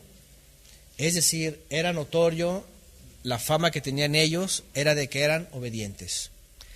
¿En qué? Otra vez, en la enseñanza de Yeshua, en la enseñanza de la Torah. En todo lo que recibían de Mashiach, en todo lo que recibían de la Torah, eran obedientes. No al hombre. ¿Cuál es la diferencia? Y aquí otra vez, se los digo esto, ¿por qué? Porque también yo llegué a escuchar en los cristianismos que estuve, ¿verdad? Cuando se toman del ejemplo de Pablo y de toda la cátedra que él da, según así le enseñan ellos, como que las ovejitas tenían que ser fieles a Pablo y cuadraditos así con Pablo, ¿no? Órale, cuádrense y entonces vienen los líderes de por aquí y de por allá, sobre todo en el cristianismo, en otros lugares, que creen que la fidelidad de los congregantes se la tienen que dar al líder. ¿Se han visto esto? Bueno, pasa por todos lados. Pero si ustedes se dan cuenta en las cartas de Shaul, jamás se está poniendo o se está anteponiendo él respecto a la obediencia de los creyentes, ¿cierto? Sino siempre lo está diciendo ¿qué? Al Adón Yeshua, al Adón Mashiach, siempre a él. O sea, el consejo y la instrucción aquí es para que todos nos cuadremos al Mesías. No a los intereses del lugar, ni siquiera a los intereses de Roma o de los líderes en Roma, ni siquiera a los intereses de Shaul de Tarso, sino como cuerpo del Mesías, a la cabeza que es el Mesías. Y luego agrega, quiero que sean sabios para el bien e ingenuos para el mal. Y otra vez vuelvo a notar lo mismo. La gente que llega para alimentar sus propios vientres, causando divisiones y tropiezos, lo único que dejan ver que tienen ingenio para hacer el mal. Se las ingenian, quién sabe cómo, hacen esto, consiguen, llaman, van, pero nada más para fastidiar. ¿Alguien ha vivido algo como esto con alguien? Me doy cuenta yo. Para eso sí están vivos en todo, mira, como antenas, y ven y escuchan todo, quién sabe de dónde, pero nomás para hacer el mal. Nomás para hacer el mal. Y vean lo que dice Shaul de Tarso. Más bien, sean sabios para el bien. O sea, si vas a estar activo y vas a estar así y quieres estar atento a todo, para hacer el bien, para ayudar a los que necesitan ayuda, ¿no? Para estar atento a los que piden oración, para estar dispuesto a los que quieren que les eche una mano, para estar, no estar así para ver a quién dañamos, ¿verdad? Entonces, vean nada más las cositas que aquí Shaul menciona, y yo no creo que hayan sido cosas que solamente ocurrían hace 2000 años, sino que seguramente siglos anteriores era una conducta que siempre ha ocurrido. Y lo vemos en la Torá, por ejemplo, ¿no? Por ejemplo, ahora que hemos estado estudiando la Torá en estos últimos meses, el pueblo de Israel estaba bien listo y bien solícito para reclamar, ¿en qué? En las adversidades, en las cosas que eran negativas para ellos, en las cosas que no les gustaban. O sea, rapidísimo estaban con la razón y con el entendimiento para reclamar, ¿sí o no? Pero cuando ven al pueblo de Israel solícito, atento y listo para decir, mira, Padre eterno, vamos así, así, o sea, así, para el bien, ¿cuándo? No, sino siempre lo que vemos es que es una conducta que es humana y solamente se acaba cuando viene una transformación, cuando viene un nuevo nacimiento. Entonces Shaul de Tarso lo pone como algo que el creyente tiene que tener como característica, ¿sí? Aparte de tener fama de obedientes, no de religiosos ni sumisos a los hombres, sino de obedientes al Creador y al Mesías. Y también ser sabios para el bien. Y en cambio, para las cosas malas, ingenuos. Alguna cosa, no, ni sé, no sé nada. Ese es el método, yo creo, esa es la clave, ¿no? Que alguien, que oye, para una cosa mala, ¿sabes qué? No sé nada, soy sordo, soy como dicen, ¿verdad? Como decía el dicho, que no oigo, ¿verdad? Tengo orejas de pescado, ¿verdad? Soy malísimo para oír, soy de palo, tengo, ¿verdad? No oigo, soy tonto para eso. Así hay que responderle a la gente que le vemos malicia, que viene con astucia y sabiduría para hacer el mal. Dice, no, yo soy el más neófito para eso, no. Y ya con eso. No oigo, tengo orejas de pescado. Así va un dicho aquí en México, creo que hace muchos años, ¿no? Entonces, y cuando nos percatemos porque fíjense cómo es la condición humana. Y así es en los sistemas religiosos. Cuando se trata de que una necesidad, pues todos corren, ¿verdad? No, pues hay que se las arreglen a ver cómo, ¿verdad? ¿Sí o no? Así es la gente, ¿no? No, yo mejor me voy, no, pues hay que, a ver, los hermanos que... Y no, es todo lo contrario, lo que Shaul de Tarso dice, sí, no, pues todos nos unimos a ver cómo podemos ayudar, ¿verdad? Así. Y la condición humana es al revés. Si hay chisme, si hay murmuración, ahí viene toda la gente, a ver, ¿qué? ¿A poco no? Es todo lo contrario. ¿Sabes qué? Shaul de Tarso, para eso eres un ignorante, para eso no sabes, mejor retírate. Pero para las cosas buenas, ahí sí súmate. ¿Qué consejo en 2 líneas tan más urgente para esta generación? Yo creo que para todas, ¿no? Pero sin duda para esa generación. Y sobre todo para los creyentes, que se nos quede bien grabado. Yo creo que algo que hay que rescatar en estos consejos al final es justamente esto. Que estemos sabios para las cosas buenas, estamos atentos y dispuestos para lo bueno, y cuando hay algo malo, huir. Así como Yosef, ¿se acuerdan de Yosef? Cuando viene la tentación, órale, vámonos, pega el brinco y sale corriendo, no me interesa, yo no quiero saber nada. Así. Bueno, sigue diciendo,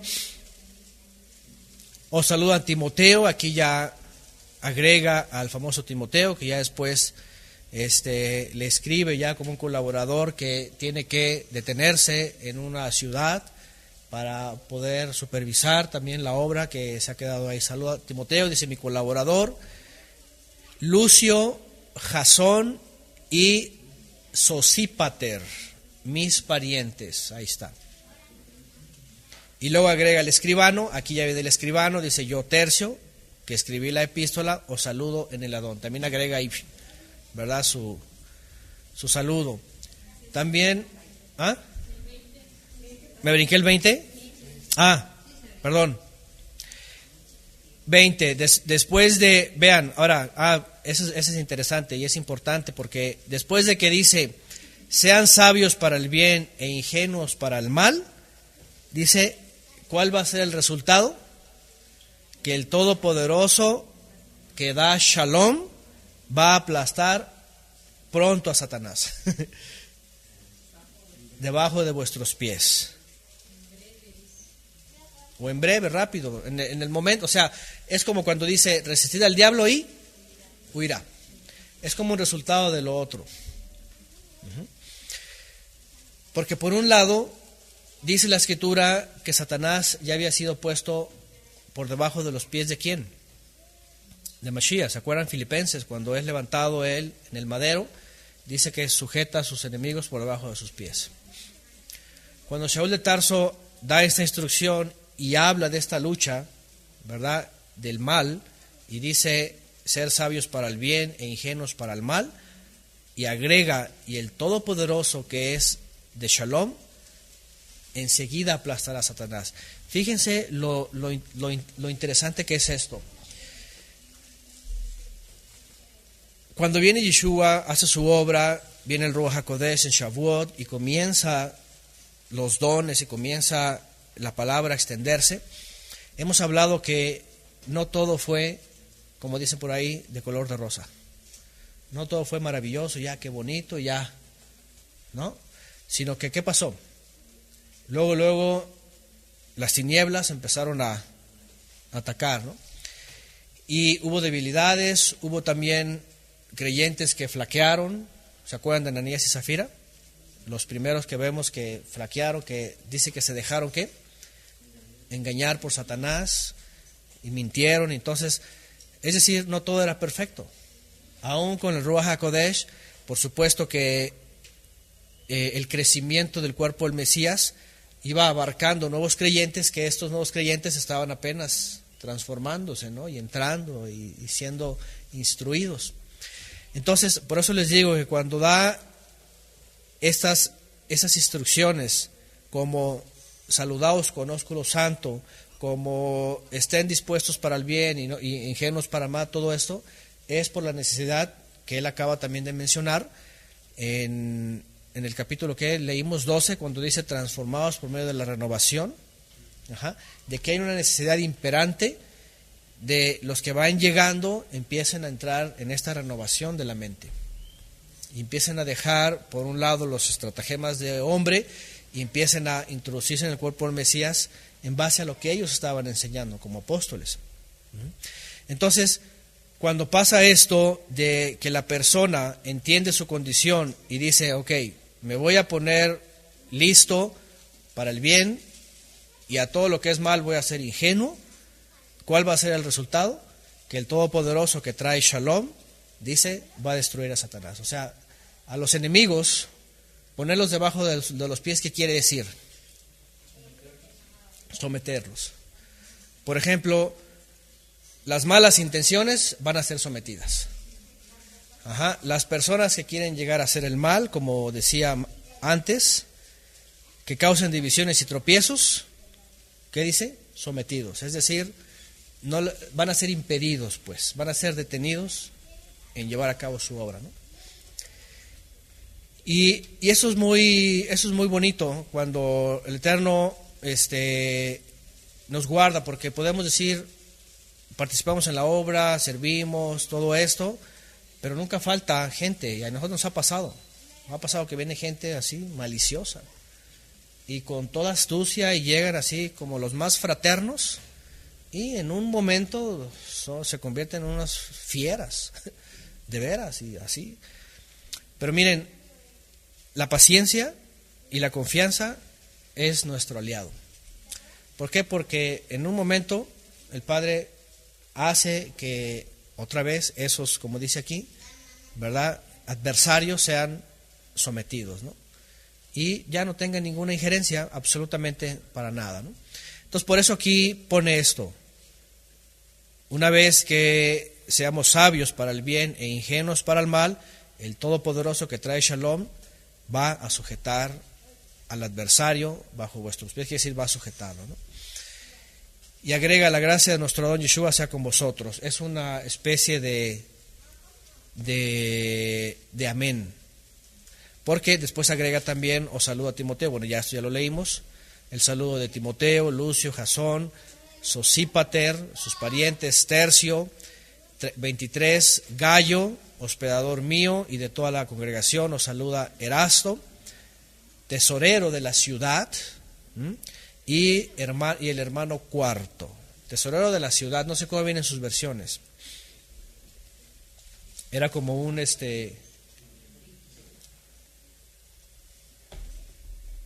no veo a mi esposa. Tesorero de la ciudad. Sí, no era tesorero de la iglesia ni nada de eso, tesorero de la ciudad, dice. Porque luego alguien me puede confundir. El verso 24, no sé en sus versiones, pero en algunas versiones no está el verso 24, porque dice que es una añadidura de los textos posteriores. Según eso, en los textos más antiguos el verso 24 no se encuentra. Por eso, y como que está repetido, ¿no?, del que ya leímos, ¿no?, del 20. Dice en el 25: y al final, y al que puede confirmarlo según el mensaje de la buena nueva que yo envío, y la predicación de Yeshua HaMashiach, según la revelación del misterio que se ha mantenido oculto desde tiempos eternos, pero que ha sido manifestado ahora, y que por las escrituras de los profetas, según el mandamiento del Todopoderoso eterno, se ha dado a conocer a todas las gentes, para que obedezcan a la fe, a la fidelidad, a la seguridad y a la confianza. Al único y sabio Elohim sea esplendor mediante Yeshua el Mashiach para siempre. Amén. Así termina al menos el saludo. En algunas versiones le ponen doxología final. ¿Se dan cuenta cómo lo hacen litúrgico? ¿Verdad? Ponen doxología final, ¿no? Así como que una cosa litúrgica. Pero bueno, el saludo no es solamente saludo, está lleno de algunos detalles interesantes. Y antes de concluir, yo quiero que terminemos con algunas conclusiones generales de la carta rápidamente, para que ustedes las recuerden también y las podamos tener presentes. Conclusiones de la carta de Shaul de Tarso. Aquí tengo una lista de 150. No se crean. No, son poquitas, son 12 nada más. Importante saber que las cartas son escritas por ocasiones y circunstancias, no son el método para enseñar, sino de atender cosas específicas entre los grupos de creyentes, tanto judíos como gentiles. Hace unos días me topé con una persona, ¿verdad? Y me saca una especie de organigrama y una cosa así como los dispensacionalistas, así de que dispensaciones y todo esto, pero era otra corriente ideológica, religiosa. Y en un momento me llega a decir que pues Pablo, todas las cartas pues están tocando temas, ¿no? Y pues que el matrimonio y que no sé qué y que así, ¿no? Y es un error de entrada, porque ahí es donde se empieza a descontextualizar. Hemos hablado desde el principio en la carta de Shaul de Tarso que importante es ver el contexto de cada texto, porque si se saca de contexto se convierte en un pretexto y ese pretexto se convierte en una doctrina y esa doctrina después es parte de una liturgia y esa liturgia se le llama después denominación y esa denominación acuña un montón de gente y ese montón de gente después se hace un pequeño imperio con un papita y con un montón de gente ahí, ¿verdad? Entonces, las cartas de Shaul de Tarso y de los demás Sheliahim no eran la forma de enseñar general. ¿Qué hacían? Y otra vez, ¿qué hacían en las casas? Más bien, donde llegaban a reunirse, ¿qué hacían ahí? ¿Qué aprendían? Pues estudiaban la Torah. Y los profetas, de entrada no había Nuevo Testamento, no había, vamos a la carta de Pablo, no, nada de eso, ni eran escritas todavía. Esas fueron después ya reunidas y ya las añadieron hasta más adelante, ¿no? Hasta el siglo 120 tenían ya un compendio de rollos que habían acumulado, que habían dejado muchos creyentes. De hecho, muchos se perdieron. Y al final solamente sobrevivieron algunos cuantos. Los primeros fueron destruidos por los fariseos, porque no querían saber nada de Pablo. Lo que quedaron después fueron copias en griego que guardaban los gentiles hasta mediados del siglo II. Pero a lo que voy es, cuando vemos el Nuevo Testamento, la doctrina romana ha enseñado como que Antiguo Testamento y Nuevo Testamento, ¿verdad? Como si las cartas fueran el mismo nivel que los libros de los profetas y la Torah, imagínense, ¿no? Y como que aquí está, mira, y ahora vamos a hablar de este tema y ese tema, y no es por temas. Las cartas son documentos escritos para ciertos lugares que están pasando ciertas circunstancias y hay ciertas necesidades y que vienen a ser una influencia para esa carencia en esa congregación o en ese lugar. Pero entendemos que desde la época de Moisés, y lo vemos en Sukkot, porque dice que en Sukkot, cada Sukkot enseñaban la Torah, y Esdras lo vuelve a retomar, pero Esdras dice, comenzamos desde cero y todos los días y todos los años. En el primer siglo, lo que consistía una reunión en un lugar era para estudiar la Torah, estudiar los profetas y aprender del Mesías.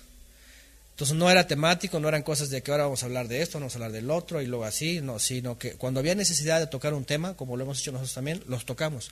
Pero no hay tiempo en que nos olvidemos de estudiar la Torah, los profetas o los salmos. Hoy día pues tenemos esos escritos, pero los tenemos que ver como documentos que ellos escribían para cierta necesidad. Y sí desarrollaba varios temas, pero cuando se desarrolla un tema, no tengo por qué yo venir con la carta de Pablo en tal capítulo, en tal versículo para decir, aquí voy a fundamentar mi dogma, como ya lo hemos visto antes. ¿Se acuerdan que hemos visto algunos textos donde dicen, este es el bueno, ¿no? Que agarran que la predestinación, ya ves, predestinación y ya, desarrollan la predestinación como ellos creen y nada más de un texto aislado. No se dan cuenta que está hablando Shaul del pueblo de Israel, de cómo fueron llamados, que fueron predestinados para algo, fueron guardados por algo, pero no, ellos ya hablan predestinación ya todos, ¿no? Entonces, ese es un tema, es un punto que yo quiero hablar, que yo quiero mencionar aquí rápidamente, ¿verdad? Y sobre todo esa persona que me decía, no es que las cartas está hablando por temas, pero las cartas no es el modelo de enseñanza que hacían en las casas, ni tampoco en las congregaciones del exilio. Estaban esperando a ver cuándo llega la carta para estudiarla, ¿verdad? No estaban a ver, ya viene la carta, ahora sí vamos a estudiarla, vente, ya. Esa no era su palabra de primera mano. Siempre tenían, por eso dice en el libro de los Hechos 15, dice, en cada ciudad siempre hay alguien, dice, que enseña a Moisés. Y siempre tenían sus documentos y en todo el exilio, incluso desde antes del exilio babilónico, ya iban preparados. Después del exilio babilónico, como dice el Eterno a través del profeta, dice, pondré mi santuario, dice, con ellos entre todas las naciones. Y haré un pequeño santuario, ¿no? Bueno, de esta manera, tanto esta carta como las que vamos a seguir viendo, las vamos a ver como lo que son, epístolas, cartas. Cartas de un individuo a otro individuo o a un grupo de personas con una necesidad dentro de su desarrollo en los cuales ya están estudiando ellos la Torá, los salmos y los profetas.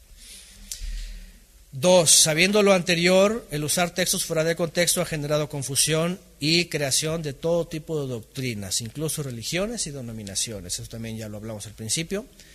Importante es saber que si no hay una comprensión de lo primero, entonces va a desencadenar que cualquiera agarre la carta de Pablo como si fuera el libro de Isaías y decir, mira, aquí dice esto Pablo, y ya de ahí forman su religión y denominación. Ese es otro error.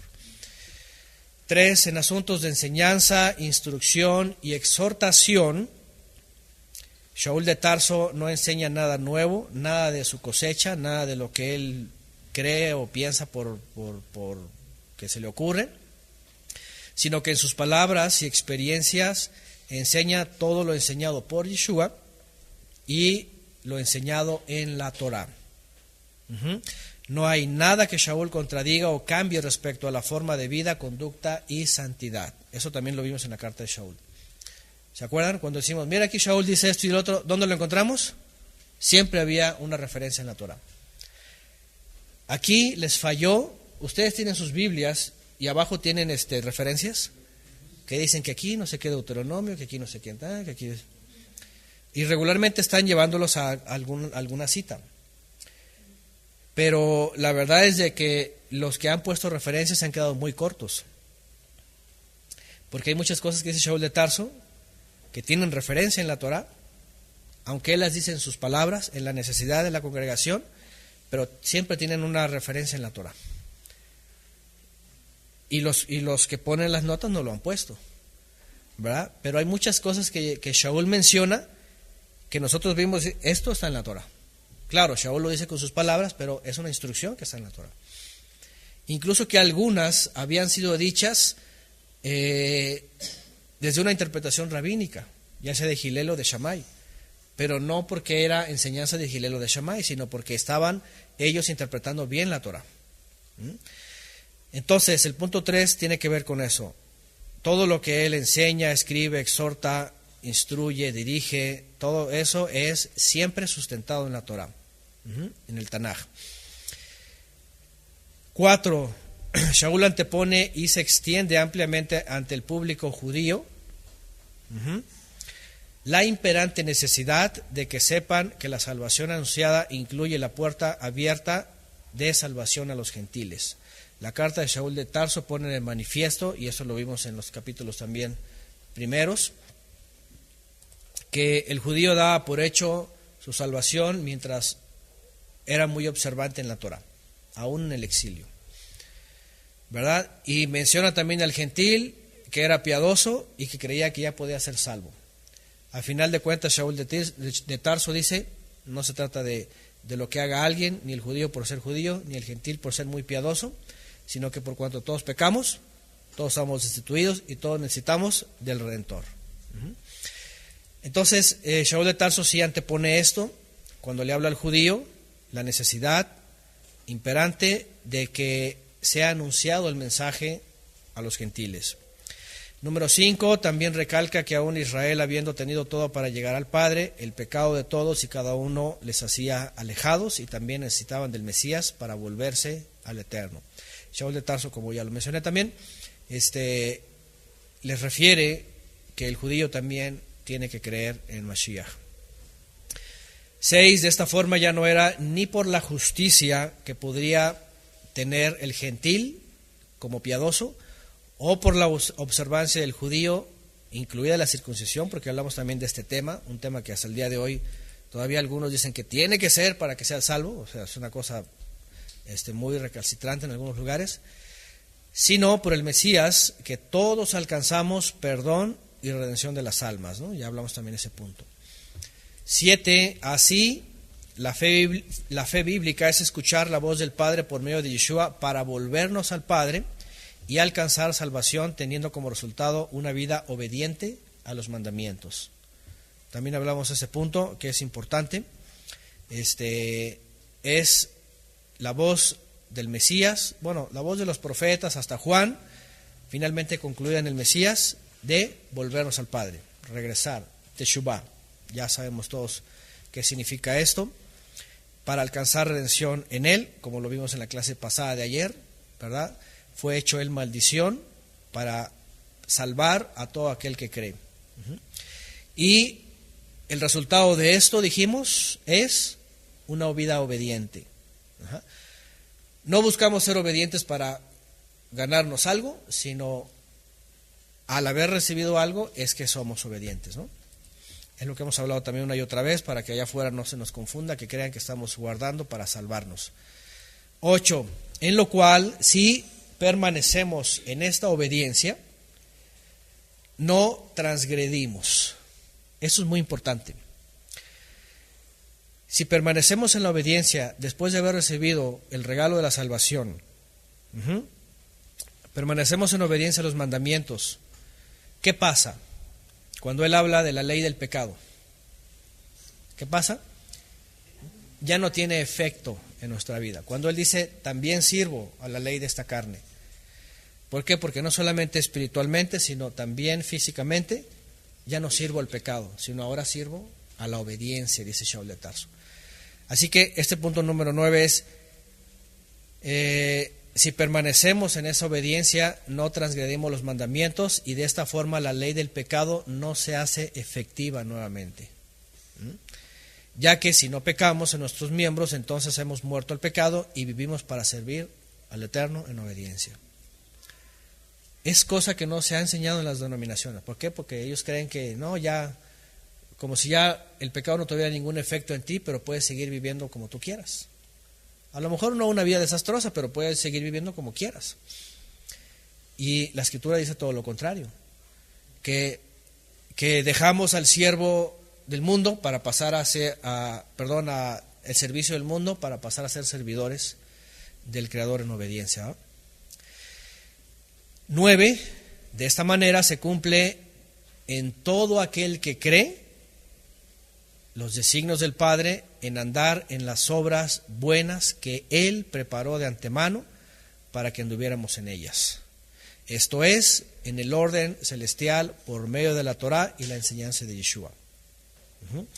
Los designios del Padre, hablamos también en una clase anteriormente que se llama así, para andar en los designios del Padre, es que Él había determinado desde el principio cómo Adán y su descendencia iba a vivir. Pero por causa del pecado, ¿se acuerdan? Ayer hablamos, la mordida de la serpiente y entra el veneno. Pero cuando se revierte esto, ¿qué tiene que hacer el hombre pecador descendiente de Adán? Regresar otra vez a la obediencia, ¿no? Regresar otra vez. Por eso el Padre envió el Ruach HaKodesh. Porque cuando forma a Adán, ahí estaba. Cuando peca se va. Pero cuando viene el pecador y vuelve al Creador y viene a andar una vida obediente, entonces el Ruach HaKodesh otra vez viene, ¿no? Se hace efectivo, pues, o el mismo Ruach HaKodesh hace que volvamos a la condición primigenia, ¿no? 10. De esta manera vencemos sobre un mundo caído y en desobediencia, sujeto a Satanás.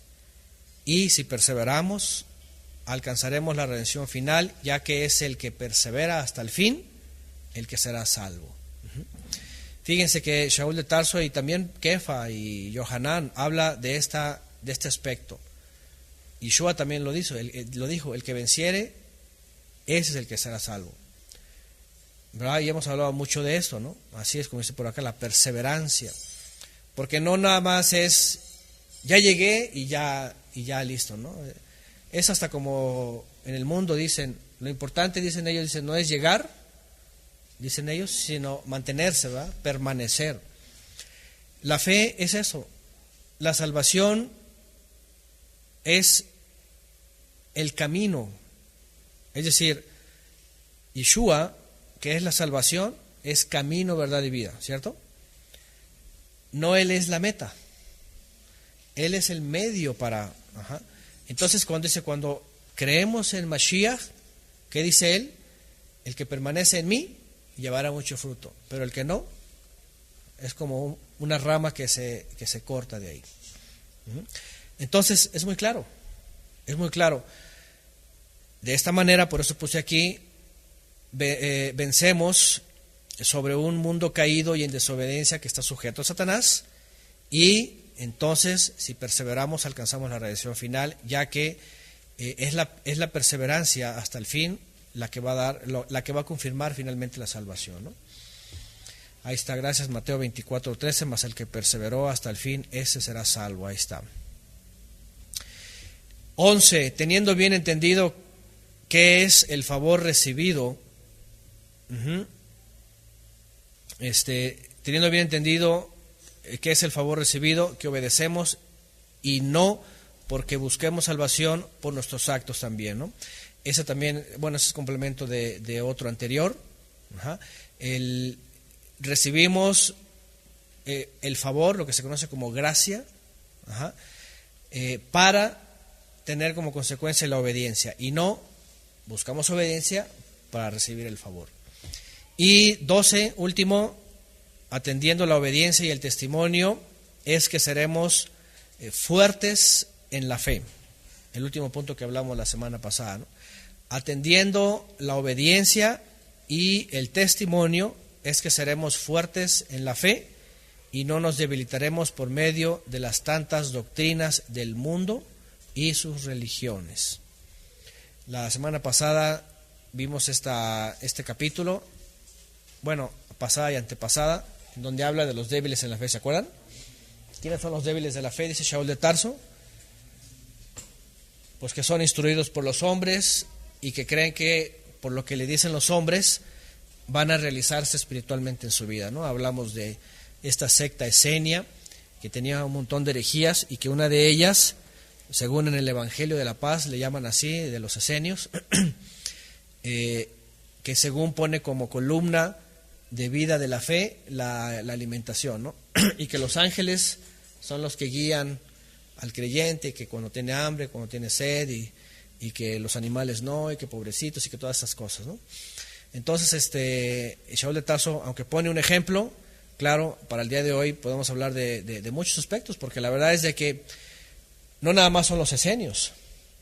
Hoy día son todos los que están sometidos a sistemas humanos, que están debilitados en la fe, porque creen que la fe tiene que llevarse a cabo como lo dice el líder, como lo dice el Papa, como lo dice el apostolobo, como lo dice tal fulano, tal fulano, tal fulano, ¿no? Y eso es estar debilitado. Entonces, pero si atendemos la obediencia y el testimonio, es que seremos fuertes, dice, en la fe. Y no nos vamos a debilitar por medio de tantas doctrinas del mundo y sus religiones. Y bueno, Apocalipsis 14:12, aquí está poniendo Yerusha, gracias, dice, aquí está la paciencia de los Kedoshim, los que obedecen al Papa, no, los que obedecen al hombre, no, los que obedecen a una denominación, al reformador, al apostolado, nadie. Aquí está la paciencia de los Kedoshim, los que guardan los mandamientos del Todopoderoso y tienen la fe de Yeshua. Tan. Esa es la perseverancia, la paciencia, la meta finalmente de cada uno de nosotros, perseverar en la obediencia al Todopoderoso y en la fe de Mashiach. De hecho, en algunas versiones dice, y tienen la fe de Yeshua. No dice, y tienen fe en Yeshua, porque regularmente se ha traducido como que sí, yo creo en Él, pero es, y tienen la fe de Él. O sea, la fidelidad, confianza y seguridad que Él tenía del Padre. Cuando nosotros la tenemos igual, entonces somos como Él. Y bueno, esas como conclusiones para cerrar esta carta de Shaul a los romanos. Pues no es muy larga, solamente 16 capítulos. Y la serie de cartas del reino va a continuar, por supuesto. Nos vamos a adentrar después en las siguientes dos cartas, carta a los Corintios. Y bueno, cada una tiene ciertamente sus temas. Como ya dijimos, aunque no era la forma de enseñar, esas son ocasiones para instruir sobre algo, pues sirven también para nosotros para adentrarnos un poquito en todas las problemáticas que había en aquella época, ¿no? Y pues bueno, por aquí cerramos por ahora.